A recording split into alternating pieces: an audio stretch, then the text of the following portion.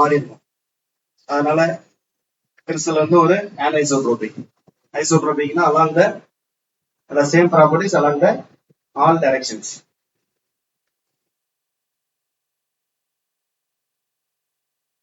அமார்பஸ்க்கான example பாத்தீங்கன்னா glasses, plastic and rubber, இதெல்லாம் வந்து அமார்பஸ். இதெல்லாம் சும்மா தெரிஞ்சுட்டே விட்டுருங்க. அடுத்து லாட்டிஸ் ஆர் கிறிஸ்டல் லாட்டிஸ். இதுல வந்து லாட்டிஸ்னா periodic arrangement of atoms.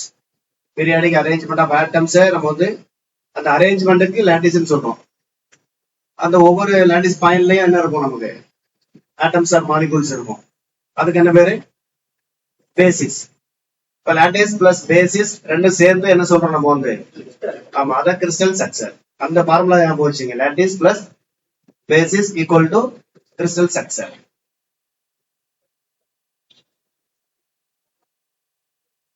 Plane lattice, space lattice. Plane லாட்டிஸ்னா 2 டைமென்ஷன்ல ஒரே மாதிரி பீரியாடிக் அரேஞ்ச்மெண்டா இருந்துச்சுன்னா அதை நம்ம என்ன சொல்றோம், பிளேன் லாட்டிஸ். அதுவே ஸ்பேஸ் லாட்டிஸ்னா என்னது, 3 டைமென்ஷன்ஸ். 3 டைமென்ஷனா அது வந்து ஐடென்டிக்கலா இருந்துச்சுன்னா நம்ம என்ன சொல்லலாம், நம்ம வந்து ஸ்பேஸ் லாட்டிஸ்ன்னு சொல்லலாம்.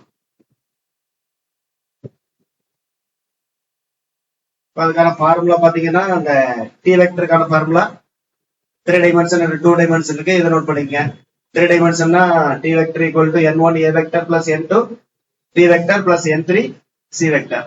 2 டைமென்ஷன் அப்படின்னா T equal to n1 a n2 b மட்டும் வரும். ஏன்னா 2 இது பண்றதுனால. ஏன்னா இந்த தியரி எல்லாம் நீங்க போய் திரும்ப படிச்சுட்டு இருக்க வேண்டியது இல்லை. சும்மா இல்லாட்டி அப்படியே கோத்துரும் தான், மனப்பாடம் பண்ணக்கூடாது. பேசிஸ்ன்றது என்னது, ஒவ்வொரு பாயிண்ட்லயும் இருக்கக்கூடிய, ஒவ்வொரு லாட்டிஸ் பாயிண்ட்ல இருக்கக்கூடிய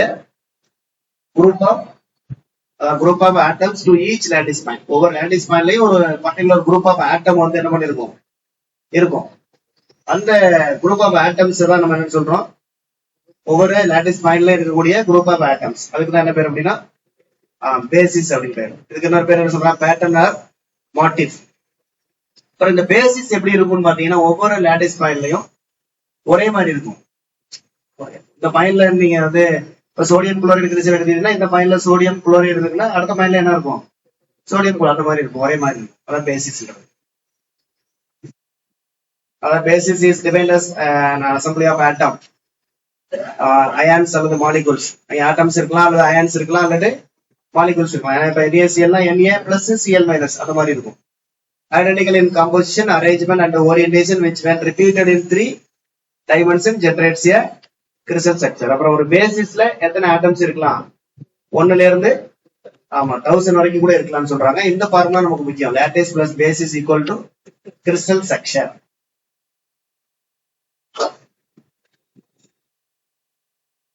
இதாவதுக்கான பிக்சர் நமக்கு தெரியும். நமக்கு அடுத்த எக்ஸாம்பிள்ஸ்ல பாத்தீங்கன்னா காப்பர் அண்ட் சோடியம், இதெல்லாம் வந்து எத்தனை இருக்கும், பேசிஸ் வந்து சிங்கிள் ஆட்டம். அதுவே NaCl CaClனா டைஅட்டாமிக். டைஅட்டாமிக்னா 2 ஆட்டம்ஸ் இருக்க போது, ட்ரைஅட்டாமிக்னா எத்தனை இருக்க போகுது, 3. மோனோ அட்டாமிக்னா சிங்கிள், டைஅட்டாமிக்னா டபுள். இதுனா வந்து என்னது, ட்ரைஅட்டாமிக்னா ட்ரிபிள். அவ்வளவுதான். அடுத்த யூனிட் செல்ஸ். யூனிட் செல்ன்றது என்னது, அதுவும் ரிப்பீட் தான் இருக்கும், ஒரே மாதிரி இருக்கும், ஐடென்டிக்கல் இருக்கும். ஆனா ஒரு 3 டைமென்ஷனல்ல 8 இது இருக்குன்னா அது ஃபுல்லாவே எப்படி இருக்கும், அதுவே திரும்ப திரும்ப ரிப்பீட் ஆகும். பேசிஸ்னா அந்த ஒவ்வொரு லாட்டிஸ் பாயிண்ட்ல அது வந்து ஐடென்டிக்கலா இருக்கிறது. ஆமா, அதாவது in every crystal some fundamental grouping of particles is repeated. Such fundamental grouping of particles என்ன சொல்றாங்க, யூனிட் செல். அடுத்து இன்னொரு என்ன சொல்றாங்க அப்படின்னு பாத்தீங்கன்னா, யூனிட் செல் வந்து ஒரே கிறிஸ்டலுக்கு நிறைய டைப்ல என்ன பண்ணலாம், நம்ம வந்து யூனிட் செல் சூஸ் பண்ணலாம். இருந்தாலும் எப்படிப்பட்ட யூனிட் செல் சூஸ் பண்ணணும்னு பாத்தீங்கன்னா, எந்த யூனிட் செல்லுக்கு ஜாமெட்ரிக்கல் சிமெட்ரி ஹையஸ்டா இருக்கோ அதை வந்து நம்ம என்ன பண்றோம், நம்ம வந்து யூஸ் பண்றோம்.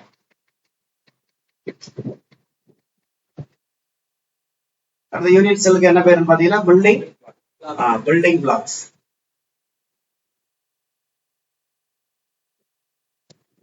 திரும்ப இங்க மொத்தம் அதே ஃபார்முலா தான். அடுத்து இந்த இது பாத்துங்க, area of the unit cell. Area of the unit cell 2 டைமென்ஷனல்ல, in 2 dimension a vector and b vector வந்து translation vector of the lattice and the area of the unit cell is a vector cross b vector.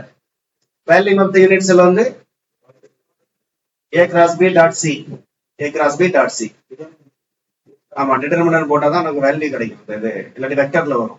வேல்யூன்றது scalar தானே. a cross b dot c க்கு determinant எடுக்கணும்.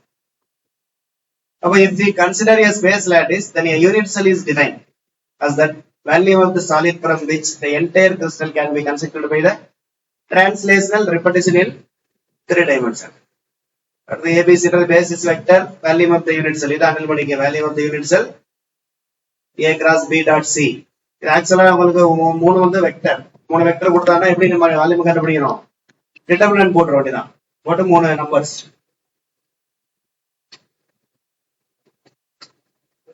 அடுத்து நம்ம ஏற்கனவே பார்த்த விஷயம் தான், crystal may not possess A unique not possess. அதாவது ஒரு கிறிஸ்டல்ல ஒன்றுக்கு மேற்பட்ட என்ன இருக்கலாம்? யூனிட் செல் இருக்கலாம். அடுத்து கிறிஸ்டல் ஸ்ட்ரக்சர், அது நம்ம ஏற்கனவே பார்த்ததான், lattice plus base is equal to crystal structure. இந்த பாயிண்ட்ல பாத்துக்கோங்க. அடுத்து பிரிமிட்டிவ் செல்ன்றது, அடுத்து இந்த லாட்டிஸுக்கும் கிறிஸ்டலுக்கு கொண்டு ஒரு இருக்குல்ல, லாட்டிஸ்ன்றது ஒரு மேத்தமெட்டிக்கல் கான்செப்ட், கிறிஸ்டல் ஸ்ட்ரக்சர்ன்றது என்னது? Physical concept. பிரிமிட்டிவ் செல், பிரிமிட்டிவ் செல் என்னது? கார்னர்ல மட்டும்தான் ஆட்டம் இருக்கும். Contains only one lattice point, ஒரே ஒரு லாட்டிஸ் பாயிண்ட் தான் இருக்கும். இதோட வேல்யூம் எப்படி இருக்கும்? மினிமமா இருக்கும். அதாவது சொல்றாங்க minimum value unit cell. Primitive cell என்னன்னா ஒரே ஒரு லாட்டிஸ் பாயிண்ட் தான் இருக்கும். அதாவது ஏன்னா கார்னர்ல மட்டும் தான் அதுக்கு என்ன இருக்கும்? நமக்கு வந்து ஆட்டம் நம்ம எடுத்துக்கிறோம், ஒன்லி கார்னர்ல மட்டும் இருக்கணும். உதாரணமா சிம்பிள் கியூபிக், சிம்பிள் கியூபிக்ல எப்படி இருக்கும்? நமக்கு வந்து கார்னர்ல மட்டும்தான் ஆட்டம் இருக்கும். அப்ப சிம்பிள் கியூப் வந்து என்னவா செயல்படும்? ஒரு பிரிமிட்டிவ் யூனிட்ஸ் எல்லாம் செயல்படும். சிம்பிள் கியூபோட மொத்த லாட்டிஸ் பாயிண்ட் எவ்வளவு அப்படின்னு பாத்தீங்கன்னா 1, 8x8 1. 8 கார்னர், அதை 1/8 நீங்க பண்ணீங்கன்னா 1. ஒரு சிம்பிள் கியூப் வந்து ஒரு பிரிமிட்டிவ் யூனிட் செல். அது எஃப்சிசி, பிசிசி இதெல்லாம் என்ன கிடையாது? பிரிமிட்டிவ் கிடையாது. ஏன் பிரிமிட்டிவ் கிடையாது? கார்னர் இல்லாம எஃப்சிசில வந்து ஒவ்வொரு பேஸோட சென்டர்லயும் ஆட்டம் இருக்கும். பிசிசி எடுத்தீங்கன்னா பாடியோட சென்டர்ல ஒரு ஆட்டம் இருக்கும். அது என்ன கிடையாது? அப்ப பிரிமிட்டிவ் கிடையாது. பிரிமிட்டிவ்னா ஒரே ஒரு லாட்டிஸ் பாயிண்ட் தான் இருக்கணும், கார்னர்ல மட்டும் தான் ஆட்டம்ஸ் இருக்கும். அந்த மாதிரி. அப்புறம் அதனால அது வேல்யூம் எப்படி இருக்குன்னு சொல்றாங்க? மினிமம் வேல்யூம் யூனிட் செல் அப்படின்னு சொல்றோம். இந்த படத்துல பாத்தீங்கன்னா தெரியும், இது வந்து பிரிமிட்டிவ், இது பிரிமிட்டிவ், இது வந்து என்னது? இது நான் பிரிமிட்டிவ். ஏன்னா இங்க சென்டர்ல என்ன இருக்கு? ஆட்டம் இருக்கு. இதெல்லாம் வந்து ஒன்லி எதுல மட்டும் தான் இருக்கு? நமக்கு கார்னர்ல மட்டும் தான் இருக்கு. T1, இந்த T1, T2, T3, T4 இது வந்து பிரிமிட்டிவ். T5, T6 வந்து நான் பிரிமிட்டிவ், பிரிமிட்டிவ் இல்ல.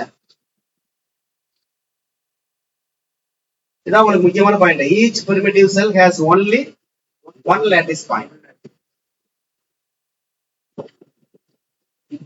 பிரிமிட்டிவ் செல்ன்றது ஒரே ஒரு லாட்டிஸ் பாயிண்ட் மட்டும் தான் இருக்கும். அப்படின்னா ஒன்லி கார்னர்ல மட்டும் தான் ஆட்டம் இருக்கும். அப்பதான் ஒரு லாட்டிஸ் பாயிண்ட் கரெக்டா வரும். அடுத்த சம்மரியில பாத்தீங்கன்னா, the unit cell that contains one lattice point only at the corner is known as, நீ சம்மரி மட்டும் நீ பாத்துட்டாலே போதும். one lattice point only இதை அண்டர்லைன் பண்ணிக்கங்க. The unit cell differs from primitive cell is that it is not restricted to being the equivalent of the one lattice point. இதுல என்ன சொல்லிருக்காங்கன்னா, unit cell வந்து primitive செல்ல இருந்து எப்படி டிஃபர் ஆகுது அப்படின்னு பாத்தீங்கன்னா, யூனிட் செல்லுக்கு ரெஸ்ட்ரிக்ஷன் இல்ல. என்ன ரெஸ்ட்ரிக்ஷன் இல்ல? அது கார்னர்ல மட்டும் தான் இருக்கணும், அது ஒரே ஒரு லாட்டிஸ் பாயிண்ட் மட்டும் தான் இருக்கணும், ரெஸ்ட்ரிக்ஷன் கிடையாது. ஆனா பிரிமிட்டிவ் செல்லுக்கு என்ன இருக்கு? ரெஸ்ட்ரிக்ஷன். ஒரு லாட்டிஸ் பாயிண்ட் தான் இருக்கணும், ஆட்டம்ஸ் எங்க மட்டும் தான் இருக்கணும், கார்னர்ல மட்டும். அதான் ரெண்டு கூட டிஃபரெண்ட். ஆனா யூனிட் செல்னா நமக்கு என்ன இருக்க வேண்டியது இல்ல, இருக்குன்னு அவசியம் இல்ல. அப்ப தஸ் அதனால என்ன சொல்றான்? அதனால யூனிட் செல் என்னவா இருக்கலாம்? பிரிமிட்டிவ் செல்லா இருக்கலாம். ஆனா எல்லா யூனிட் செல்லும் பிரிமிட்டிவ் இல்ல. யூனிட் செல் வந்து பிரிமிட்டிவாவும் இருக்கலாம், நான் பிரிமிட்டிவா இருக்கலாம். ஆனா கண்டிப்பா வந்து ஒரு யூனிட் செல் அப்படின்னு சொன்னோம்னா அது பிரிமிட்டிவா இருக்கிறதுக்கும் வாய்ப்பு இருக்கு, இல்லாம இருக்கிறதுக்கும் வாய்ப்பு இருக்கு. அதே மாதிரி எல்லா பிரிமிட்டிவ் யூனிட்ஸ் என்னவா இருக்காது, யூனிட்ஸ் எல்லாம் இருக்காது. சிலது என்னவா இருக்கலாம் எல்லாமே அதே கான்செப்ட் தான். அடுத்து மினிமம் வேல்யூ யூனிட் செல், இது நம்ம ஏற்கனவே பார்த்த விஷயம் தான். அடுத்து primitive basis vector a b, a vector, b vector, c vector. அடுத்த unit cell may be primitive, but all primitive cells need not be unit cell. அதே கான்செப்ட் தான். Value of the cell, primitive cell அதே formula தான் நம்ம use பண்றோம். b equal to a vector cross b vector dot c vector. அடுத்து விக்னர் seeds primitive செல். விக்னர் seeds primitive செல் ஒரு method மூலமா உருவாக்குறாங்க. என்ன மெத்தடு? ஃபர்ஸ்ட் ஒரு ரெஃபரன்ஸ் பாயிண்ட் சூஸ் பண்ணிக்கிறோம். அதுக்கப்புறம் அதுல இருந்து என்ன பண்றோம், ஒரு லைன் வரையறீங்க. யாருக்கு வரையறீங்க லைனு? அந்த நம்ம சூஸ் பண்ண ரெஃபரன்ஸ் பாயிண்ட்ல இருந்து பக்கத்துல இருக்கக்கூடிய அனைத்து லாட்டிஸ் பாயிண்ட்டுக்கு வரையறோம். யாருக்கு வரையறோம்? லாட்டிஸ் பாயிண்ட்ஸ், அதுக்கு வரையறீங்க. அதுக்கப்புறம் அந்த லைனுக்கு ஒரு பைசெக்டர். பைசெக்டர்ல ஒரு இருசம வெட்டி, செங்குத்தா வெட்டுற மாதிரி ஒரு இருசம வெட்டி. இப்போ இது ஒரு லைன் அப்படின்னா இது கரெக்டா பர்பெண்டிகுலர் இருக்கக்கூடிய ஒரு லைன் வரையறோம். இருசம வெட்டி பைசெக்டர் வரையறீங்க. அதுக்கப்புறம் அந்த பைசெக்டர்ல என்ன ஆகுது, ஒரு ஜாயிண்ட் ஆகி ஒரு இதா கொடுக்குது. அதுக்குதான் என்ன பேர் அப்படின்னா விக்னர் சீட்ஸ் யூனிட் செல். அப்புறம் இந்த பிக்சர்ல பாத்தீங்கன்னா உங்களுக்கு தெரியும், ஒரு ரெஃபரன்ஸ் பாயிண்ட். உதாரணமா இதை ரெஃபரன்ஸ் பாயிண்ட் எடுத்துக்கிறாங்கன்னு வச்சுங்க. இதுல இருந்து என்ன பண்ணிருக்கான், இது எல்லாமே லாட்டிஸ் பாயிண்ட்ஸ். இதெல்லாம் என்னது, லாட்டிஸ் பாயிண்ட்டுக்கு ஒரு லைன் வரையணும். பக்கத்துல உள்ள எல்லா லாட்டிஸ் பாயிண்ட்டுக்கு லைன் வரைஞ்சிட்டு அதுக்கப்புறம் என்ன பண்றாங்க, ஒவ்வொரு லைனுக்கும் நம்ம வரைஞ்ச லைனுக்கெல்லாம் ஒரு பைசெக்டர் வரையணும். பைசெக்டர் நீங்க பச்சை கலர்ல தான் வரையணும். இப்ப இந்த பைசெக்டர் எல்லாம் ஜாயிண்ட் ஆகுது இல்ல, ஒரு இது உருவாகுது இல்லையா, இதுக்குதான் என்ன பேரு, விக்னர் சீட்ஸ் யூனிட் செல் அப்படின்னு பேரு. இதே நீங்க ரெசிப்ரோக்கல் லாட்டிஸ்க்கு இதே மாதிரி வரைஞ்சீங்கன்னா அதுக்கு பேரு பெர்லோயின் ஜோன். இப்ப பெர்லோயின் ஜோன்றது என்னது, Wigner Seitz cell of the reciprocal lattice. அதான் ரெசிப்ரோக்கல் லாட்டிஸ்க்கு வரையக்கூடிய விக்னர் சீட்ஸ் செல் தான் என்னது, Brillouin zone. First Brillouin zone. Okay. அடுத்து இதுல என்ன சொல்லிருப்போம், அந்த விக்னர் சீட்ஸ்ல அந்த ஒரு முக்கியமான சொல்லிருப்போம் என்னன்னு பாத்தீங்கன்னா,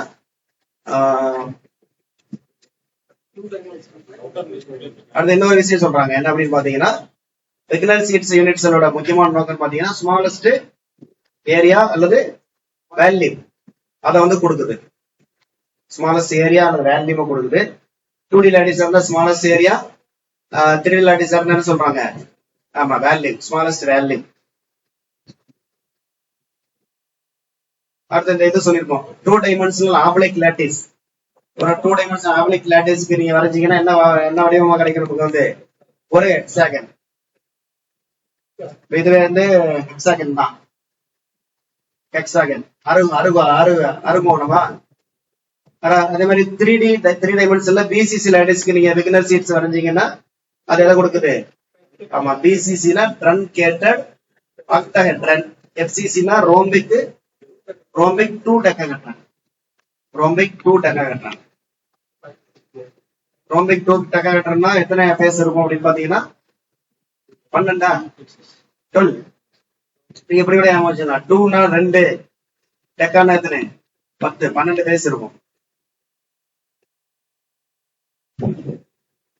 ரோம்பிக் 2 டெக்காஹெட்ரான்ல 12 ஃபேஸ் இருக்கும். BCC truncated octahedron, FCC rhombic 2 decahedron. அடுத்த number of lattice points per unit cell. Primitive பின்னு சிம்பிளா குறிக்கிறோம். ஐன்றது என்னது, பாடி சென்டர். ஐனா இன்னர் ஞாபகம் வச்சுக்க. இன்னர்னா பாடி உள்ள இருக்கிறது. ஏன்றது பேஸ் நம்ம அதிகமா யூஸ் பண்றது இல்ல. இந்த ஏபிசி 3மே பேஸ் தான். அடுத்து எஃப்ன்றது நம்ம ஈஸியா ஞாபகம் வச்சுக்கலாம். எஃப்ன்றது என்னது, எஃப்சிசி. ஆர்ன்றது அதே மாதிரி அதுவும் ஞாபகம் வச்சுக்கலாம், ரொம்ப வெட்ரல். அப்ப ஐன்னா மட்டும் என்னது, பாடி. ஐன்றது இன்னர், உள்ள பாடி அப்படின்ற மாதிரி ஞாபகம் வச்சுக்கலாம். அடுத்து சென்டர் ஆஃப் த செல். பிரிமிட்டிவ்ல லாட்டிஸ் பாயிண்ட் எத்தனை, 1. மற்றபடி பிசிசின்னு வந்துட்டாலே உங்களுக்கு எத்தனை, 2 தான். அது பாடி சென்டரா இருந்தாலும் சரி, பேஸ் சென்டரா இருந்தாலும் சரி. பட் எஃப்சிசிக்கு 4, ரொம்ப ஹெட்ரலுக்கு 3 கொடுத்துருக்கோம். அடுத்து சிமெட்ரி ஆபரேஷன். சிமெட்ரி ஆபரேஷன் ஜெனரலா நமக்கு சிம்மெட்ரி ஆபரேஷன்ன்றது ஒரு பொருளை வந்து நீங்க டிரான்ஸ்லேட் பண்ணாலோ ரொட்டேட் பண்ணாலோ அந்த வடிவம் என்ன பண்ணாம இருக்கணும், மாறாம இருக்கணும். இப்ப டிரான்ஸ்லேட் பண்ணும்போது மாறலன்னா அதுக்கு என்ன இருக்கிறது அர்த்தம், டிரான்ஸ்லேஷனல் சிம்மெட்ரி. அது மாதிரி ரொட்டேஷன்ல என்ன பண்ணல, மாறல அப்படின்னா ரொட்டேஷனல் சிம்மெட்ரி. இப்ப மனுஷனுக்கான சிம்மெட்ரி வந்து எத்தனை டிகிரி, 360. ஆமா, நீங்க 180 திரும்ப 180 பண்ணீங்கன்னா மாறும். என்ன மாறும், மூஞ்சி மாறி கிட்ட வந்துடும். இது மற்றபடி வடிவம் மாறும், சேம் அதே தான் இருக்கும். ஆனா என்ன ஆயிரும், 320 ரொட்டேட் பண்ணும். சரி, அது மாதிரி இப்போ ஒரு கிறிஸ்டலை நீங்க எப்படி ஒரு கிறிஸ்டல் ஃபார்ம் வந்து ஒரு வடிவத்தை எப்படி ரொட்டேட் பண்ணா திரும்ப அதே வடிவம் கிடைக்குது, அதுக்குதான் என்ன பேர் அப்படின்னா ரொட்டேஷனல் சிம்மெட்ரி. இப்ப 60 டிகிரி ரொட்டேட் பண்ணும்போது கிடைக்குது அப்படின்னா 6 தடவை திரும்ப அதே வடிவம் கிடைக்கும், 6 ஃபோல்டுன்னு சொல்லலாம். அது மாதிரி இப்ப அதுல கிறிஸ்டல்ல வந்து எது கிடையாதுன்னு சொல்றாங்கன்னு பாத்தீங்கன்னா, எந்த கிறிஸ்டல் லாட்டிஸ்லயுமே என்ன இருக்காது நமக்கு, 5 ஃபோல்டு சிம்மெட்ரின்றது ஆமா கிடையாது. ஆமா, அடுத்து பிராவைஸ் லாட்டிஸ். பிராவைஸ் லாட்டிஸ் வந்து எத்தனை இருக்கு நமக்கு, 2 டைமென்ஷன் 3 டைமென்ஷன். பிராவைஸ் லாட்டிஸ் என்ன அப்படின்னு பாத்தீங்கன்னா, இதோட கிறிஸ்டல் ஸ்ட்ரக்சரை அவர் வந்து என்னென்ன வடிவங்களை ஒரு பொதுவான வடிவங்களுக்கு கொண்டு வர்றாரு. ஏன்னா நிறைய விதமான என்ன இருக்குன்னு பாத்தீங்கன்னா ஸ்ட்ரக்சர் வந்து அது வந்து இருக்கிறதுனால வந்து அது வந்து எல்லாமே என்ன ஆகும் நமக்கு, அதை ஞாபகம் வச்சுக்கிறது அல்லது அதை மென்ஷன் பண்றது நமக்கு ஒரு குழப்பமா இருக்கும். அப்ப என்ன பண்றாரு அவர் வந்து 2 டைமென்ஷன் 3 டைமென்ஷன்ல இந்த ஸ்ட்ரக்சர் தான், இந்த ஸ்ட்ரக்சர் மட்டும் தான் இருக்கு அப்படின்னு சொல்லிட்டு அதை எல்லாத்தையும் ஒரு குரூப்பா பண்ணி நமக்கு வந்து சொல்லியிருப்பாங்க. அதுக்குதான் என்ன பேர் அப்படின்னு பாத்தீங்கன்னா பிராவைஸ் லாட்டிஸ். அது எந்த வடிவமா இருந்தாலும் சரி, எப்படியா இருந்தாலும் சரி, இந்த இதுக்குள்ளதான் அது இருக்கும் அப்படின்ற அதை குரூப்பிங் பண்ணதான் இந்த பிராவைஸ் லாட்டிஸ்ன்றது. அதுல பாத்தீங்கன்னா நமக்கு வந்து 2 டைமென்ஷன்ல எத்தனை இருக்கு நமக்கு, 2 டைமென்ஷன்ல ஆமா லாட்டிஸ் டைப் வந்து மொத்தம் 5 தான். 3 டைமென்ஷன்ல எத்தனை இருக்கு, 14. இந்த 14 எதுக்குள்ள கொண்டு வர்றாரு, 7 சிஸ்டம்ல கொண்டு வர்றாரு. இப்ப கியூபிக் அப்படின்னு எடுத்தீங்கன்னா அதுல 3 விதமான லாட்டிஸ் ஸ்ட்ரக்சர் இருக்கு. அது மாதிரி 7 சிஸ்டத்துக்குள்ள 14 வந்துருது. இப்ப 2 டைமென்ஷன்ல 5, 3 டைமென்ஷன்ல 14. 14 எத்தனை சிஸ்டம் வருது, 7 சிஸ்டம். அந்த 14ல ஒரு இதை வந்து ஜெனரல், இது ட்ரையாங்கிள் வந்து ஜெனரல், மற்ற எல்லாமே ஸ்பெசிபிக் ஸ்பெஷல். 2 டைமென்ஷன்ல என்னென்ன இருக்கு நமக்கு, oblique, square, hexagonal, primitive rectangular, central rectangular. ரெக்டாங்குலர்ல 2, ஹெக்ஸாகனல் 1, ஸ்கொயர் 1, ஆப்ளிக் 1. எல்லாம் ஆப்ளிக் வந்து பாத்தீங்கன்னா கன்வென்ஷனல் யூனிட்ஸ்ல வந்து ஆப்ளிக் வந்து பேரலோகிராம், ஸ்கொயர் வந்து ஸ்கொயர் தான், ஹெக்ஸாகனல் வந்து 60 டிகிரில rhombus, primitive rectangular and central rectangular ரெண்டுமே வந்து என்ன சைஸ்ல இருக்கும் நமக்கு வந்து ரெக்டாங்குலர் சைஸ். இது அதுக்கான இது வந்து இது என்னது ஆப்ளிக்கா, ஆப்ளிக். இது வந்து ஸ்கொயர், இது வந்து ஹெக்ஸா, இது வந்து பிரிமிட்டிவ். இது பிரிமிட்டிவ் ரெக்டாங்குலர். ஏன்னா இதுல மட்டும் தான் என்ன இருக்கு நமக்கு, கார்னர் மட்டும் தான் ஆட்டம் இருக்கும். இது வந்து சென்டர்ல இருக்கிறதுனால என்ன சொல்றோம் நம்ம வந்து சென்டர்ட் அப்படின்னு சொல்றோம். 3 டைமென்ஷன் அது பாடி சென்டர்னு சொல்லியிருப்பாங்க, இல்லாட்டி ஃபேஸ் சென்டர்ல வந்துருக்கும். இது வந்து 2 டைமென்ஷன் தானே, அதனால ஒரு ஃபேஸ் மட்டும் தான் நம்ம எடுத்துக்கிறோம். அதனால ஜெனரலா சென்டர்ட் ரெக்டாங்குலர் அப்படின்னு சொல்லியிருக்கோம். அடுத்து 3 டைமென்ஷன்ல வந்து நமக்கு வந்து 14 வந்து எதுக்குள்ள வருது நமக்கு, 7 சிஸ்டம்ஸ்.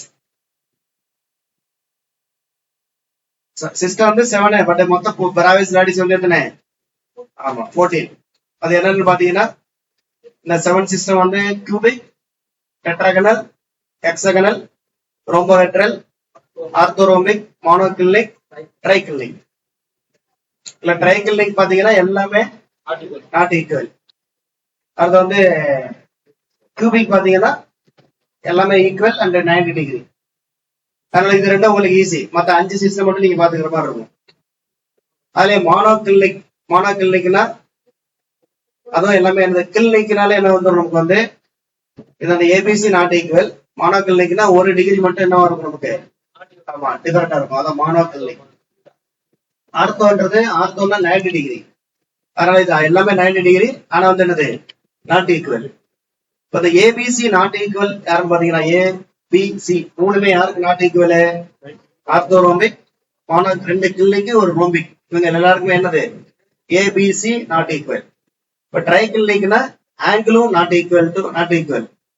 மானோகிள்ளிக் அப்படின்னா ஆல்பாவும் காமாவும் 90 degree, but not equal to beta.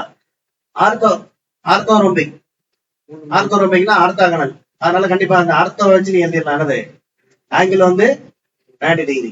இப்ப இந்த 3 வந்து ஞாபகம் வச்சுக்கலாம். கியூபிக் 1 ஞாபகம் வச்சுக்கலாம். 4 இந்த 4 நீங்க ஈஸியா ஞாபகம் வச்சுக்கலாம். மொத்த 3 பாத்தீங்க அப்படின்னா டெட்ராகனல். அடுத்து வந்து என்ன இருக்கு? ஹெக்ஸாகனல், ரோம்போஹெட்ரன். டெட்ராகனல் என்னது?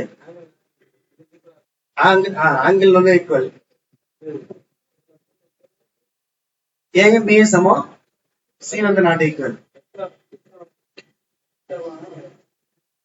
இப்ப வந்து லென்த் வந்து யாருக்கு ஈக்குவல் பாத்தீங்கன்னா கியூபிக்கும் ரோம்போஹெட்ரலுக்கும் லென்த் ஈக்குவல். லென்த் வந்து யாருக்கெல்லாம் நாட் ஈக்குவல் பாத்தீங்கன்னா உங்களுக்கு ஆர்த்தோரோம்பிக்கு, மானோகிள்ளிக்கு, ட்ரைகிள்ளிக் இவங்க எல்லாருக்குமே லென்த் எப்படி இருக்கு? நமக்கு நாட் ஈக்குவல் தான். அடுத்த ஆங்கிள் வந்து யாருக்கு ஈக்குவல் அப்படின்னு பாத்தீங்கன்னா கியூபிக்கு, ஆர்த்தோரோம்பிக், டெட்ராகனல் 3 பேர் இருக்காங்க. ஆமா, கியூபிக்கு, டெட்ராகனல், அடுத்து என்னது ஆர்த்தோரோம்பிக் 3 பேருக்கு வந்து ஆங்கிள் ஈக்குவல்.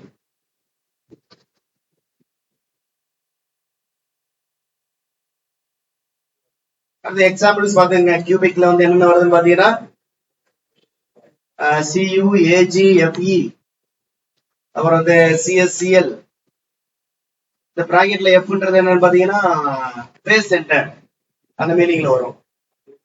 யாரு இது வந்து CsCl வந்து FCC, Na வந்து I, NaCl என்னது FCCயா? சரி. டெட்ராகனல்ல வந்து பீட்டா SN, பீட்டா SN வந்து பிரிமிட்டிவ், இந்த பீன்றது பிரிமிட்டிவ். இந்த ஐன்றது எதை குறிக்குது? ஐனா பாடி சென்டர். இது வந்து பாடி சென்டர். எல்லாம் சும்மா பாத்துங்க, எல்லாத்தையும் இது ஞாபகம் வச்சுக்கிறது கொஞ்சம் கஷ்டம். அது மாதிரி MG வந்து இது எல்லாமே பிரிமிட்டிவ்ல கொடுத்துருக்கான். அடுத்து ரோம்போஹெட்ரல், ட்ரைகனல்னாலே என்னதான் ஆர் தான். அடுத்து ஆர்த்தோரோம்பிக்கு, அப்புறம் வந்து மானோகிள்ளிக்கு, ட்ரைகிள்ளிக்.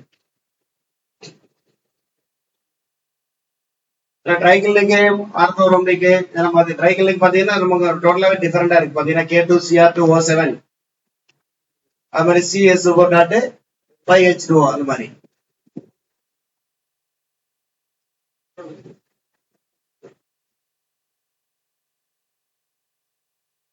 அடுத்து இன்னொன்னு என்ன சொல்றான்? FCCல என்ன இல்ல? டெட்ராகனல் ஸ்பேஸ் லாட்டிஸ் வந்து FCCல இல்ல. அதை மட்டும் ஞாபகம் வச்சுங்க. அடுத்த கேரக்டரிஸ்டிக்ஸ் ஆஃப் யூனிட் செல், அது வேல்யூம், ஆட்டம்ஸ் ஸ்கொயர், இது எல்லாமே நீங்க டேபிளை யூஸ் பண்ணி போட்டுக்கலாம். டேபிள் மட்டும் நீங்க படிச்சுட்டீங்களா போதும்.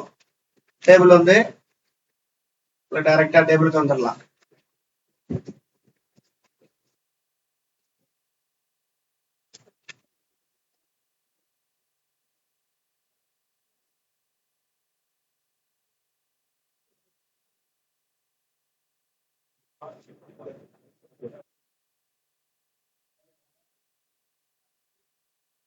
என்ன டேபிள் ஒன்று இருந்துச்சு தானா? இத பாத்துங்க. இது எடுத்துக்கிட்டீங்கன்னா value of the unit cell எல்லாத்துக்குமே இருக்கும். டைமண்ட் கியூபுக்கு A கியூப், சிம்பிள் கியூபுக்கு என்னதான் A கியூப், BCCக்கு A கியூப், FCCக்கு A கியூப். ஆனா HCBக்கு மட்டும் 3/2 √3 A ஸ்கொயர். ஆமா, A ஸ்கொயர் C. இதுக்கு மட்டும் டிஃபரெண்ட்.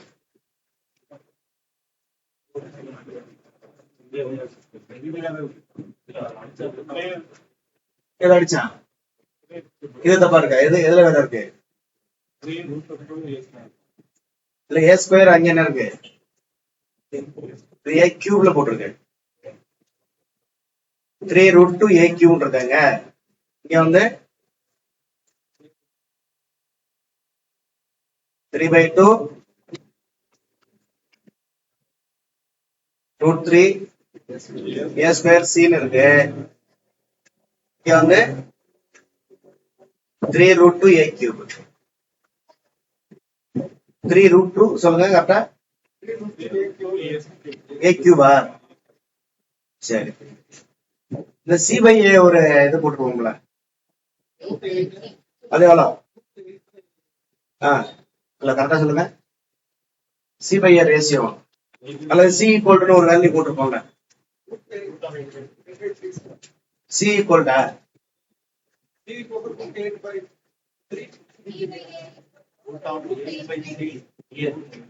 8 மட்டும் ரூட் இல்லையா? டோட்டலா இன்டு A. இந்த சிக்கு பதிலாக இதை சப்ஸ்டிட் பண்ணி பாருங்க. சப்ஸ்டிட் பண்ணி வரதான் பார்க்கணும். ஈக்குவல் டு 3/2 √3 போட்டுருக்கான் இன்டு A². சிக்கு பதிலாக √8/3 இன்டு A.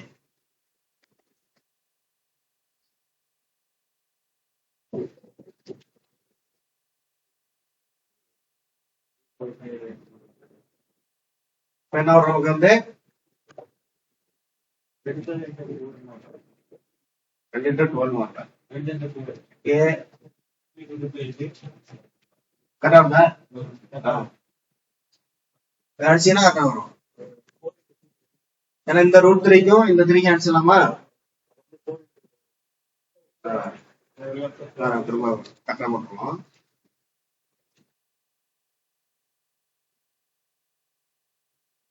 வந்து இது இருக்கிற ஃபார்முலா வந்து 3/2 √3 A² C equal to 3/2 √3 A² அப்படியே வச்சுப்போம். சிக்கு பதிலா வந்து √8/3 இன்டு A. சரி, இப்போ வந்து என்ன பண்ணலாம்? இந்த √3க்கு இந்த 3 அடிச்சிடலாம். √2 வந்து 2√2 பிரிச்சுக்கலாமா? 2√2 பிரிங்க.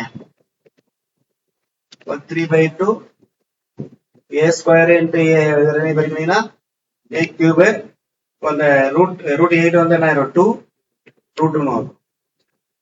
இப்போ இதை அடிச்சுக்கலாம். என்ன அடிக்கலாம்? ரெண்டுக்கும் அடிச்சுக்கலாம். இப்போ 3√2 A³ கரெக்டா?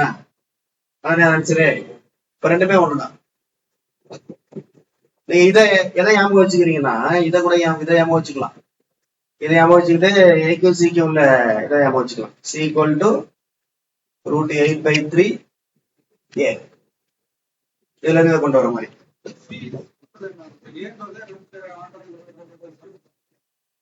ABC இருக்குல்ல, A ஈக்குவல் டு B எக்ஸா தானே இது HCP. ஏயும் B சமமா இருக்கும், C டிஃபரெண்டா இருக்கும்.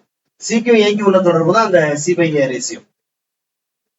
C வந்து A போல √8/3 மடங்கு இருக்கும் அப்படிங்கிறது.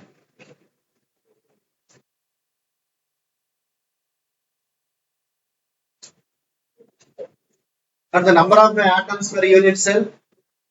டைமண்ட் கியூப்ல வந்து எத்தனை? 8. இதுல வந்து சிம்பிள் கியூப்னா 1, BCCல 2, FCCல 4, HCCல வந்து 6. அந்த number of atoms per unit volume அது அப்படியே வந்து என்ன பண்ணிருக்கான்?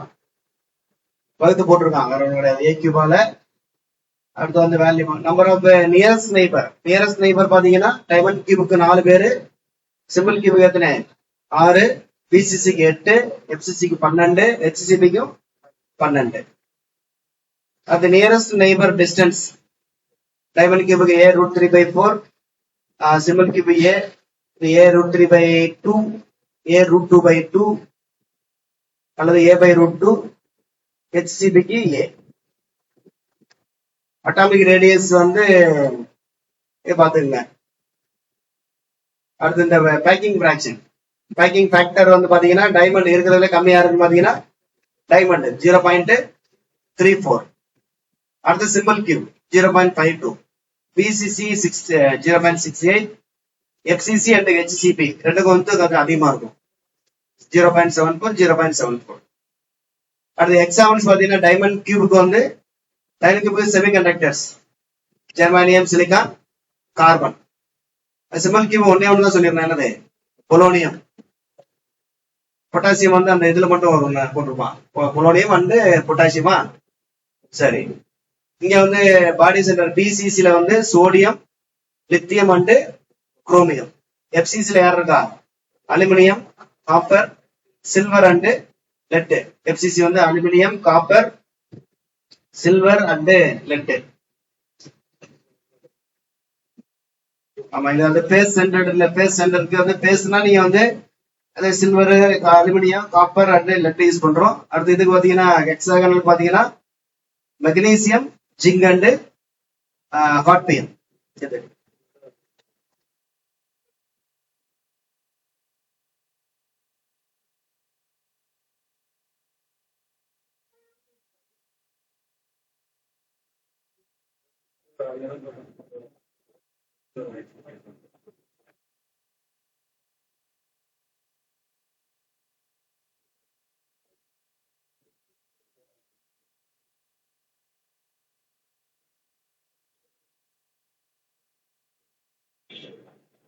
சில ஸ்ட்ரக்சர் பார்த்தோம். அதுல வந்து பாத்தீங்கன்னா சோடியம் குளோரைடு ஸ்ட்ரக்சர்.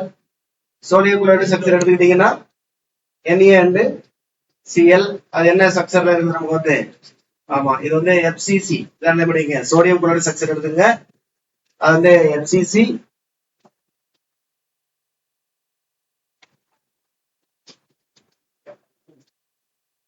சோடியம் குளோரைடோட பேசிஸ்ல என்ன இருக்கும்? ஒரு Na ஆட்டம், ஒரு Cl atom. Na-வும் ஒரு Cl இருக்கும். Basis consist of one Na atom and one Cl. ரெண்டு கடையில செப்பரேஷன் பாத்தீங்கன்னா 1/2 the body diagonal. 1/2 the body diagonal. அடுத்த கோஆர்டினேட்ஸ் பாத்தீங்கன்னா Na வந்து 0 0 0னா Cl வந்து 1/2 1/2 1/2. அது ரெண்டே வந்து 1/2 0 0 1/2 அந்த பேசிஸ்ல இருக்கு. அவ்வளவுதான், அதை வச்சு நீங்க போட்டுக்கலாம். டைமண்ட் பாத்தீங்கன்னா 1/4 பேசிஸ்ல இருக்கும். 1/4 டைமண்டுக்கு. NaCl பாத்தீங்கன்னா Na and Cl பாத்தீங்கன்னா 0 1/2. அடுத்தது கோஆர்டினேட்ஸ் நம்பர். NaClக்கான கோஆர்டினேட்ஸ் நம்பர் வந்து 6.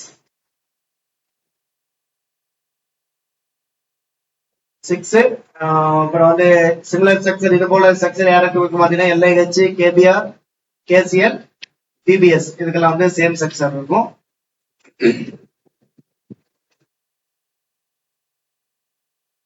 அடுத்த டைமண்ட் ஸ்ட்ரக்சர் பாத்தீங்கன்னா இது வந்து 2 interpenetrating FCC.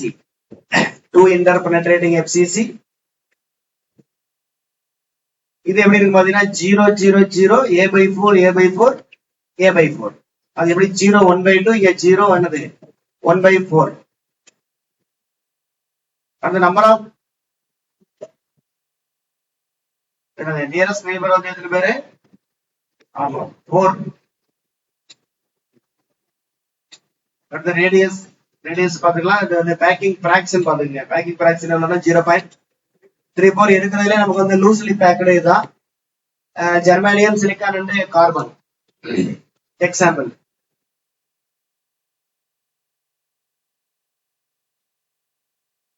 அடுத்து ஜிங்க் பிளண்ட்.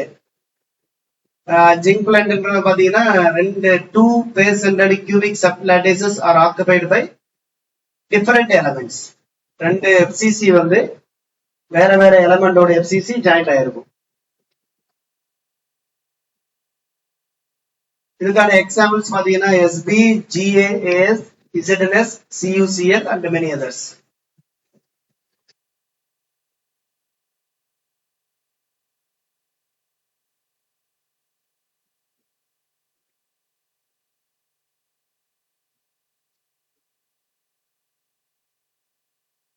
Miller indices.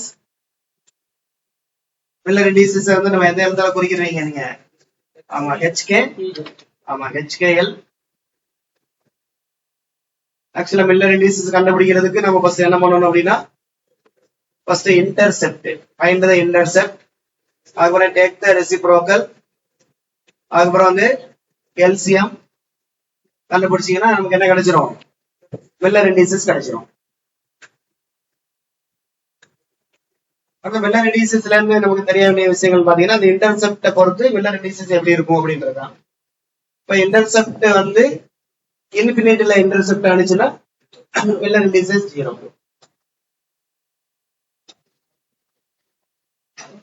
அல்லது நமக்கு அந்த இன்டர்செப்ட் ஆகக்கூடிய பிளேன் வந்து எந்தெந்த ஆக்சிஸ்க்கு எல்லாம் பேரலா இருக்கும் அதெல்லாம் என்ன நமக்கு 0, மில்லர் இண்டிசஸ் வந்து 0. இப்ப வந்து நமக்கு இன்டர்செப்ட் வந்து ஆக்சிஸ் அது வந்து எக்ஸ் ஆக்சிஸ்க்கு பேரலா இருக்குன்னா அப்ப எக்ஸ் ஆக்சிஸோட மில்லர் இண்டிசஸ் வந்து என்ன ஆயிரும், நமக்கு 0 ஆயிடும். பேரலல் அப்படின்னாலும் மில்லர் இண்டிசஸ் 0, இன்ஃபினிட்டி அப்படின்னாலும் இன்டர்செப்ட் வந்து 0. அப்புறம் மில்லர் இண்டிசஸ் பாத்தீங்கன்னா அது வந்து ஒரு சிங்கிள் பிளேனை குறிக்கலாம் அல்லது செட் ஆஃப் பேரலல் பிளேன். ஒரு இண்டிசஸ் நிறைய பேரலல் பிளேன்ஸ் என்ன பண்ணலாம், குறிக்கும். அடுத்து அதுவே இன்டர்செப்ட் மைனஸ்ல இருந்தா நம்ம என்ன பண்றோம், இண்டிசஸோட மேல வந்து ஒரு பார் யூஸ் பண்ணிக்கிறீங்க. அடுத்து இன்டர்செப்ட் கண்டுபிடிக்கிற மெத்தட்லாம் நமக்கு தெரியும்.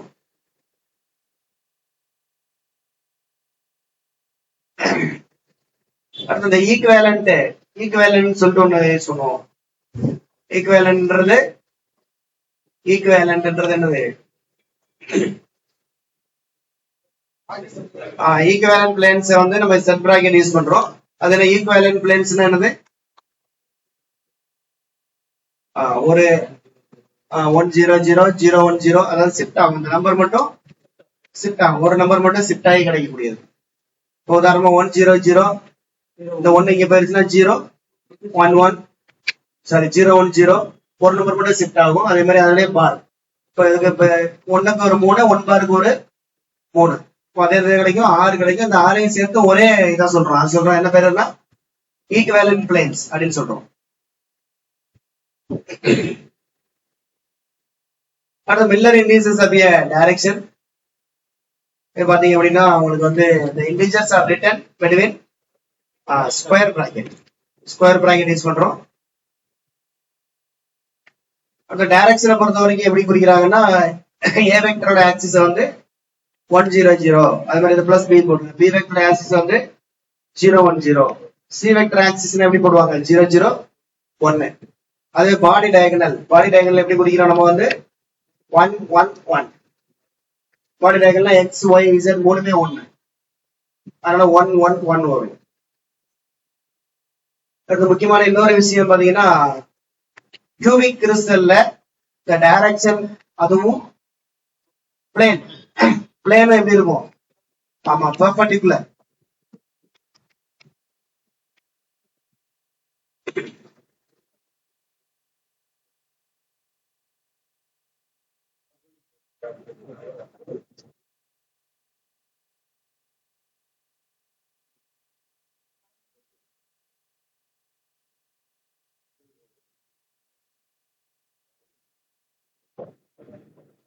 இந்த கியூபிக் கிறிஸ்டல் இருந்துச்சு அப்படின்னா பிளேன் அண்ட்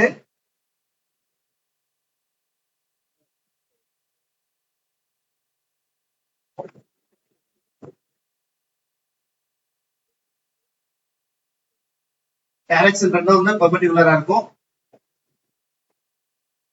அடுத்த இம்பார்ட்டன்ட் ஃபீச்சர்ஸ் பாத்தீங்கன்னா plane parallel to coordinate axis.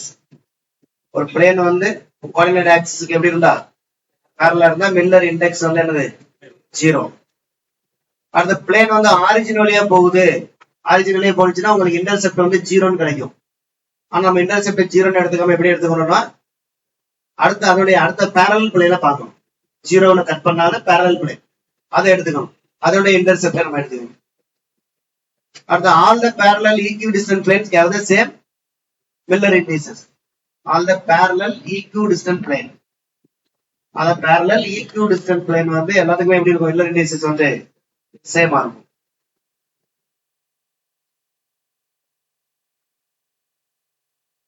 அடுத்தது it is the ratio of the indices which is important and determines a plane. அடுத்து என்ன சொல்றான் 2 4 6 1 2 3 represent the same plane.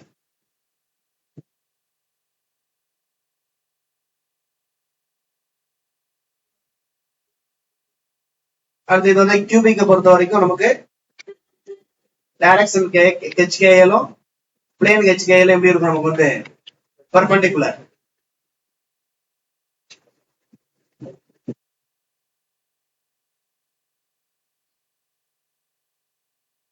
அடுத்து ஏன் ரெசிப்ரோக்கல் எடுக்கிறாங்க அப்படின்னு பாத்தீங்கன்னா Miller indices to bring all the planes inside a single unit cell. எல்லா பிளேனையும் ஒரே யூனிட் செல்லுக்குள்ள கொண்டு வர்றதுக்காக தான் நம்ம என்ன எடுக்கிறோம், நம்ம வந்து ரெசிப்ரோக்கல்ன்ற கான்செப்ட் எடுக்கிறோம்.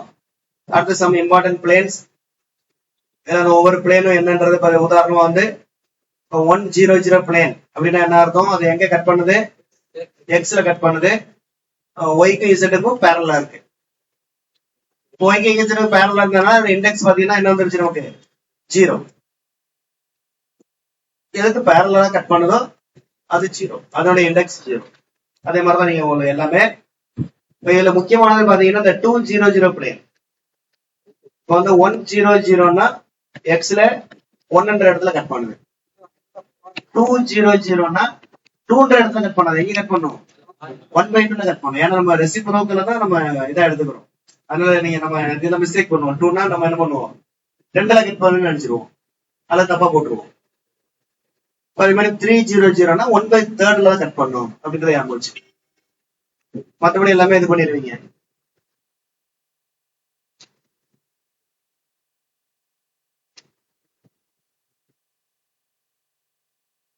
அடுத்தது spacing of planes in crystal lattice, interplanar spacing.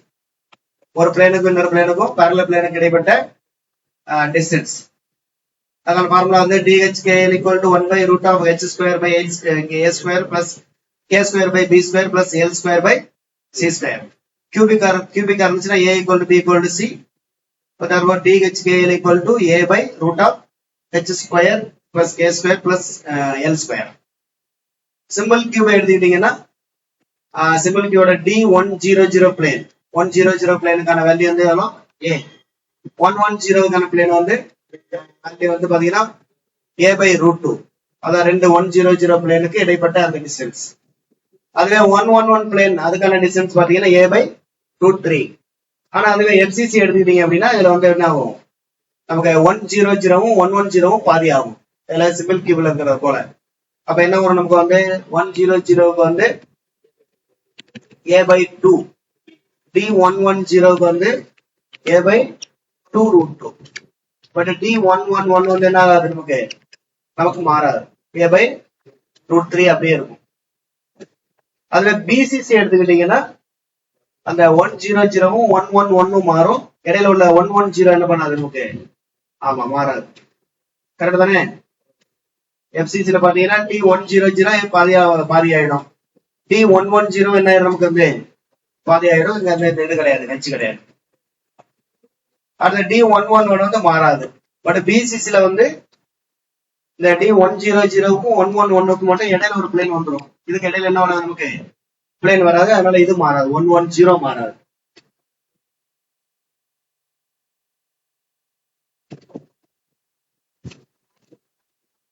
அடுத்த atomic radius for the FCC lattice. FCC atomic radius வந்து 1/2 இது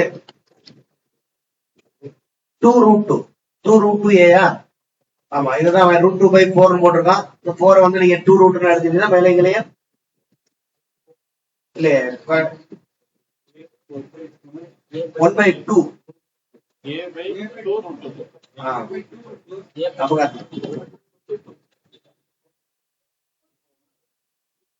√2/2√2 into a. இது என்ன நமக்கு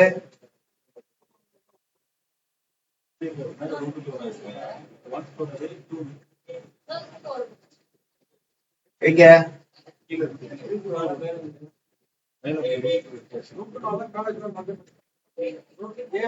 இல்ல நான் ஆக்சுவலா எப்படி வரும், √2/4 வந்து √2 இது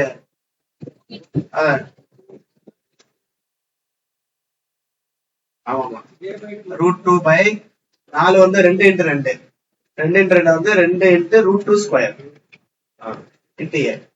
இது என்ன ஆயிரும் நமக்கு கேன்சல் ஆயிரும். அப்ப a by 2√2.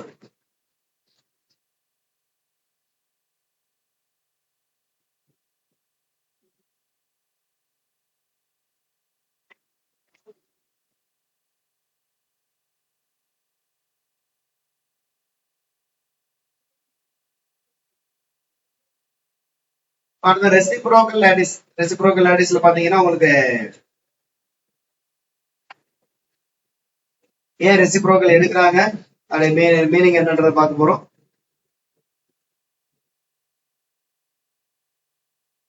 இப்ப ஜெனரலா ஒரு லாட்டிஸ் எடுத்துட்டோம் அப்படின்னா அதுல வந்து ரெண்டு டைப் ஆஃப் லாட்டிஸ் நம்ம மென்ஷன் பண்றோம். ஒன்னு டைரக்ட் லாட்டிஸ், அதான் கிறிஸ்டல் லாட்டிஸ் சொல்றோம். Direct lattice. இன்னொரு பேர் வந்து ரெசிப்ரோக்கல் லாட்டிஸ். இந்த concept of the reciprocal lattice was devised for the purpose. எதுக்காக ரெசிப்ரோக்கல் லாட்டிஸ் பர்பஸ் கொண்டு வராங்கன்னு பாத்தீங்கன்னா ரெண்டு இம்பார்ட்டன்ட் ப்ராப்பர்ட்டிஸை நம்ம கிறிஸ்டல் பிளேனுடைய இரண்டு இம்பார்ட்டன்ட் ப்ராப்பர்ட்டிஸ் சொல்றதுக்காக. ஒன்னு வந்து அதோட ஸ்லோப் அண்ட் அதோட இன்டர் பிளேனர் ஸ்பேசிங்.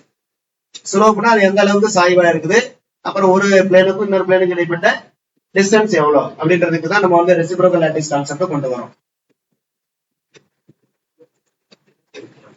அடுத்து என்ன சொல்றாங்க, each set of parallel planes, ஒவ்வொரு செட் ஆஃப் பேரலல் பிளேனும் இன் டைரக்ட் லாட்டிஸ்ல அதாவது எப்படி நம்ம ரெப்ரசென்ட் பண்ணலாம் அப்படின்னு பாத்தீங்கன்னா ரெசிப்ரோக்கல் லாட்டிஸ்ல வந்து ஒவ்வொரு செட் ஆஃப் பேரலல் பிளேன், அது ஒவ்வொரு பேரலல் பிளேனையும் அத டைரக்ட் லாட்டிஸ்ல பேரலல் பிளேன்ன்றது ரெசிப்ரோக்கல் என்னவாக ரெப்ரசென்ட் பண்றாங்க, அத நார்மல்.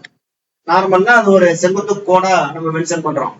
அதுக்கப்புறம் வந்து அதனுடைய இன்டர் பிளேனர் ஸ்பேசிங், ஒரு பேரலல் பிளேனுக்கும் இன்னொரு பேரலல் பிளேனுக்கு இடைப்பட்ட அந்த இன்டர் பிளேனர் ஸ்பேசிங்க எப்படி நம்ம ரெப்ரசென்ட் பண்றோம்னு பாத்தீங்கன்னா ரெசிப்ரோக்கல், அதாவது தீஸ் பிளேன்ஸ் ஹேவிங் லெங்த், அந்த பிளேனுக்கும் ஒரு பிளேனுக்கும் இடைப்பட்ட அந்த லெங்த்தை அதாவது எப்படி நம்ம இன்டர் பிளேனர் ஸ்பேசிங் எப்படி ரெப்ரசென்ட் பண்றோம் பாத்தீங்கன்னா இதோடைய ரெசிப்ரோக்கல், அதோடைய ரெசிப்ரோக்கலை நம்ம கொடுக்குறோம். அதாவது என்ன சொல்லலாம்னு பாத்தீங்கன்னா ஒரு பேரலல், அதாவது பேரலல் பிளேனுடைய ஒரு பேரலல் பிளேன், இங்க வந்து நமக்கு டைரக்ட் லாட்டிஸ்ல பேரலல் பிளேன் அப்படின்றது பாத்தீங்கன்னா இப்ப இந்த பேரலல் ஒரு பேரலல் பிளேன் எடுத்துக்கிட்டீங்கன்னா அதை வந்து என்ன கொடுக்குறோம், நம்ம வந்து ஒரு நார்மல் ஆகவும், அப்புறம் வந்து ஒரு பேரலல் பிளேனுக்கும் இன்னொரு பேரலல் பிளேனுக்கும் இடைப்பட்ட அந்த இன்டர் பிளேனர் ஸ்பேசிங் இருக்கு இல்லையா, அதை வந்து எப்படி நம்ம எதன் மூலமா வந்து இங்க ரெப்ரசென்ட் பண்றோம் அப்படின்னு பாத்தீங்கன்னா இந்த டிஸ்டன்ஸினுடைய 1 by the distance, 1 by the distance நம்ம ரெப்ரசென்ட் பண்றோம். அதுதான் வந்து reciprocal of the interplanar spacing. அதாவது each set of parallel planes, அதாவது ஒவ்வொரு set of parallel planes in a direct lattice can be represented by a normal to these planes, அந்த பிளேனுக்கு வரையக்கூடிய normal having length, அந்த நார்மலோட length எவ்வளவு இருக்குன்னு பாத்தீங்கன்னா reciprocal of the interplanar spacing.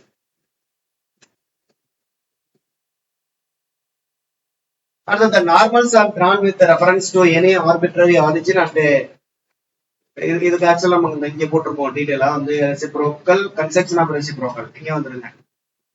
The reciprocal lattice from direct lattice is considered by the following method.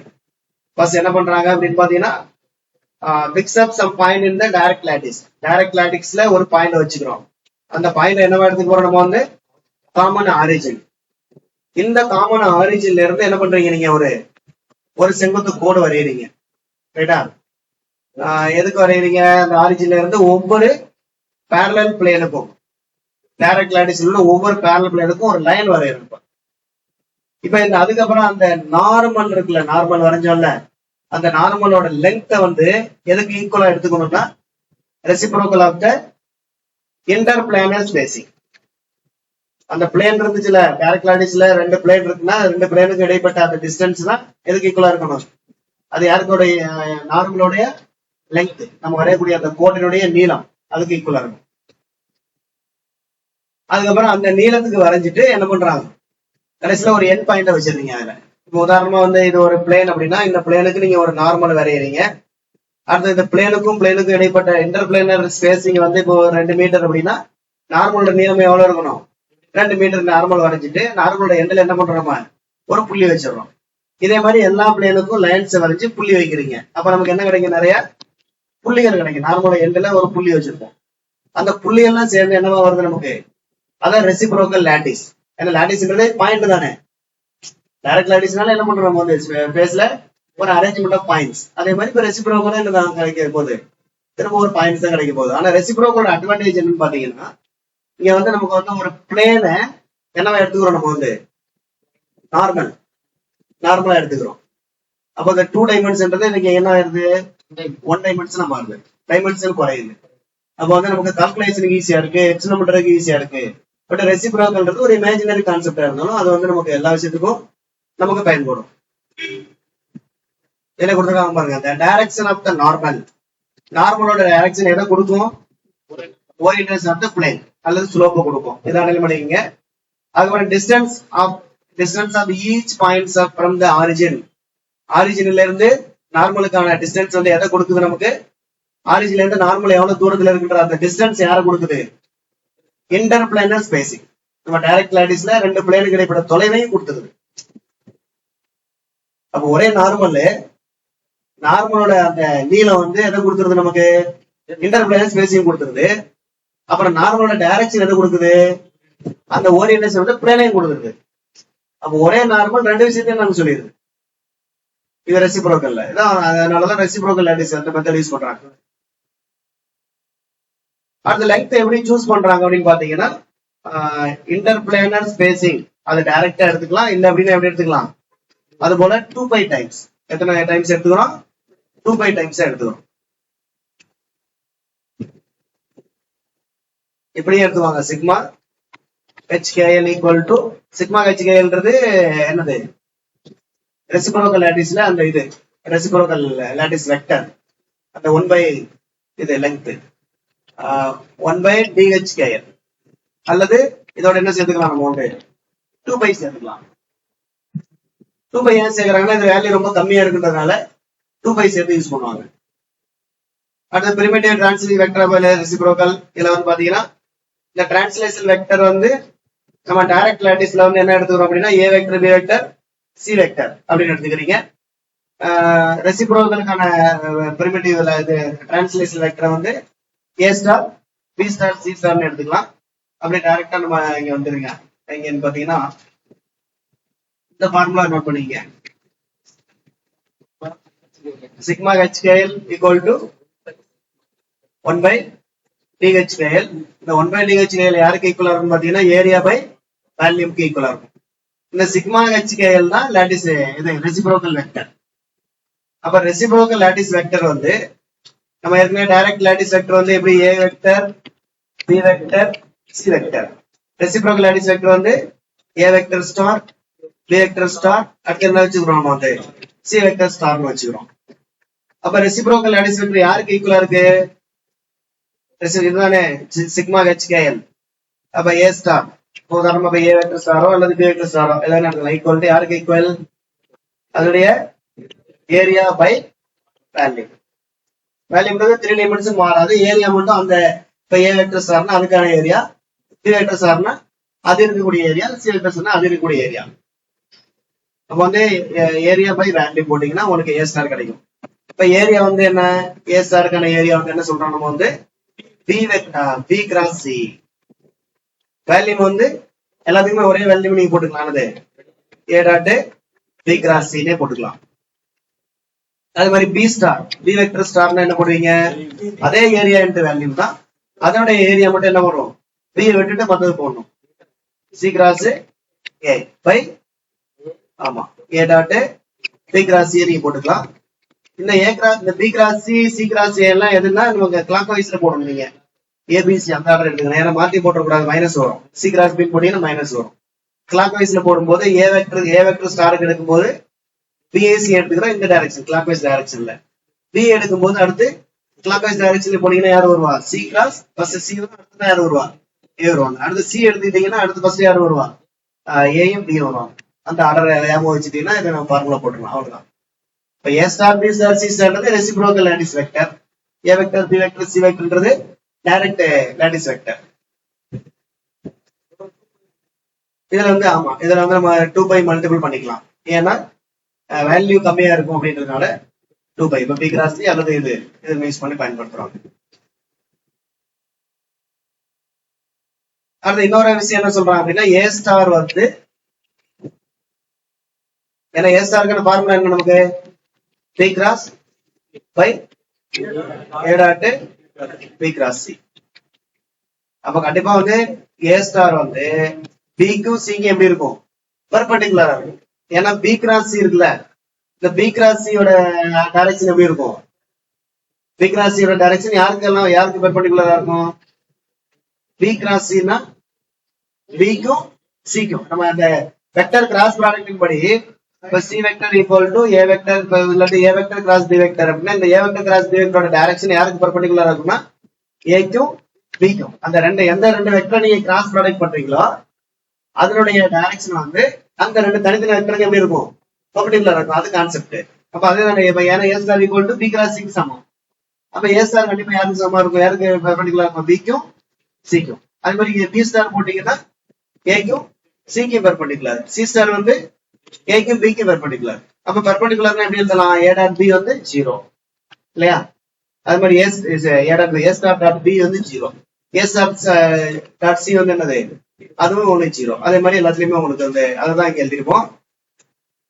அடுத்த a star dot a vector, a star dot a vector என்ன சொல்றான், அந்த vector அதாவது a star dot a vector equal to 1. இதை டாட்ல சொல்லலாம், இல்லைன்னா நார்மலாவே உங்களுக்கு ஏ ஸ்டார்னாலே எதுக்கு ஈக்குவல்னா 1 ஏக்கு ஈக்குவல். ஏன்னா ரெசிப்ரோக்கல் தானே, ஏ டைரக்டோட ரெசிப்ரோக்கல் தான் யாரு இந்த ஏ ஸ்டார். ஆமா 1 ஏ. அப்ப ஏ ஸ்டார் நீங்க ஏ பெருக்கினீங்கன்னா நார்மலா என்ன கிடைக்கும் நமக்கு 1, அல்லது நார்மலா டாட் ப்ராடக்ட் பண்ணா 1 அல்லது 2 அது மாதிரி B dot B 1 C dot C 1 மாத்தி பெருக்கினீங்கன்னா 0, அதே பெருக்கினீங்கன்னா 1. இப்ப இந்த ஐ டாட் ஐ அது மாதிரிதான் i dot i j dot j மாதிரி நமக்கு இது வருது. அடுத்து இது என்னன்னு பாத்தீங்கன்னா இந்த ஒரு இதுக்காக சொல்றோம், ஏ ஸ்டார்னா சிக்மா 100, அதான் ஏ ஸ்டார்.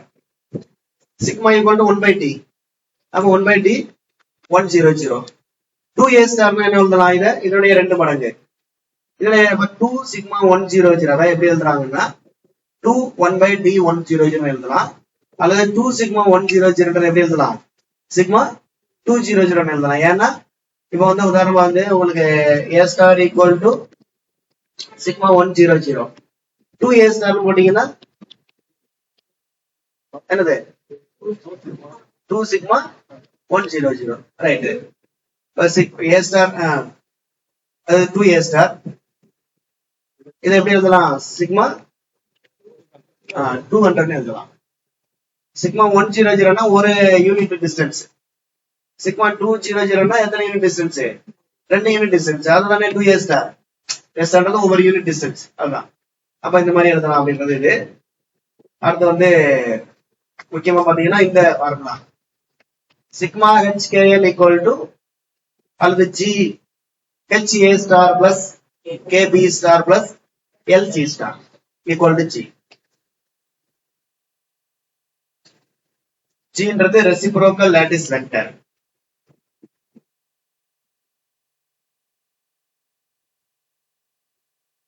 அது ஏ ஈக்குவல் டு இது வந்து அப்படியே ரிவர்ஸ் பண்ணி இது பண்ணிதான் டைரக்ட் டு அதாவது ரெசிப்ரோக்கல் இருந்து எதை எழுதுறோம், டைரக்ட் எழுதுறோம். அடுத்து relation between the dimensions and direct reciprocal lattice cos alpha அந்த இது எழுதிக்கலாம். அடுத்து வந்து இந்த ஃபார்முலா பாத்தீங்கன்னா ஆக்சுவலா இந்த பி கிராஸ் சி தான் நம்ம பிசிஎன் எழுதிருக்கோம், சைன் ஆல்பான்னு எழுதிருக்கோம். நம்ம ஏ ஸ்டார் ஈக்குவல் இந்த ஃபார்முலா நமக்கு வந்து பி கிராஸ் சி பை இந்த வேல்யூமே பிவின்னே போட்டான், பி கிராஸ் சி பார்த்தா பிசி சைன் ஆல்பா. ஏன்னா ஆல்பா பீனா பீட்டா எடுத்துக்கிறாங்க, சீனா இந்த ஆங்கிள் வந்து காமா எடுத்துக்கிறோம். அது பிக்கு சிக்கு இடைப்பட்ட ஆங்கிள் வந்து ஆல்பா, அது மாதிரி இங்க வந்து சிக்கு ஏக்கு இடைப்பட்ட ஆங்கிள் வந்து பீட்டா. அடுத்த ரெசிப்ரோக்கல் லாட்டிஸ்ல எஸ்சி பிசிசி எஃப்சிசி லாட்டிசஸ் அதற்கானது சிம்பிள் கியூபிக் சிம்பிள் கியூபிக்கான ரெசிப்ரோக்கல் லாட்டிஸ் வெக்டர் பாத்தீங்கன்னா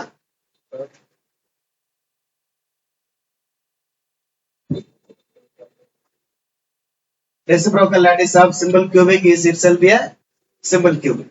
A star equal to யாருக்கு equal 2 by a, p star வந்து அதுவும் 2 by a, c star என்ன சொல்லலாம் நம்ம வந்து 2 by a. ஏன்னா எல்லாமே வந்து சிம்பிள் கியூப்ன்றதுனால எல்லாமே a ன்னு எடுத்துக்கலாம் நம்ம வந்து. அடுத்த first Brillouin zone of the simple cube is simple cube தான். அந்த பிசிசி லாட்டிஸ், பிசிசிக்கான ரெசிப்ரோக்கல் பாத்தீங்கன்னா I plus G, J plus K, K plus I. அப்புறம் பிசிசியோட ரெசிப்ரோக்கல் வந்து எஃப்சிசி. அது மாதிரி எஃப்சிசியோட ரெசிப்ரோக்கல் எடுத்தீங்கன்னா பிசிசி. பிசிசி எஃப்சிசி வந்து பாத்தீங்கன்னா எனக்கு ரெசிப்ரோக்கல் டு ஈச் அதர். அப்புறம் பிசிசியுடைய ஃபர்ஸ்ட் பிரிட்டோயின் ஜோன் வந்து என்னவா இருக்கு நமக்கு வந்து ரோம்பிக் டூ டெக்காஹெட்ரன். ரோம்பிக் டூ டெக்காஹெட்ரன்றது ஒரு 12 ஃபேஸ் சாலிடு. இது பிரிட்டோயின் ஜோன். இது ஆல்ரெடி நம்ம வந்து விக்னர் சீட்ஸ்ல பாத்திருப்போம். பிசிசியோட விக்னர் சீட்ஸ் என்ன வடிவத்துல இருக்கும்?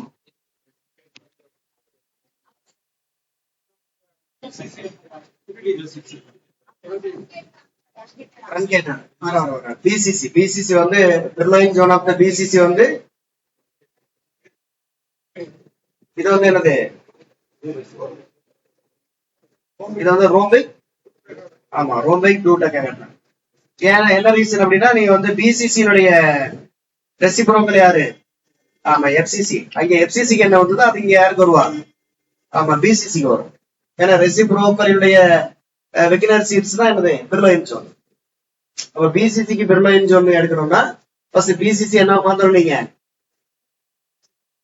பிசிசிக்கு பிரிட்டோயின் ஜோன் எடுக்கணும், பிசிசிக்கு ரெசிப்ரோக்கல் எடுக்கணும். ரெசிப்ரோக்கல் எடுத்தா என்ன வரும் நமக்கு? எஃப்சிசி. எஃப்சிசிக்கு விக்னர் சீட்ஸ் போடுங்க. விக்னர் சீட்ஸ் போட்டீங்கன்னா என்ன வரும் நமக்கு வந்து?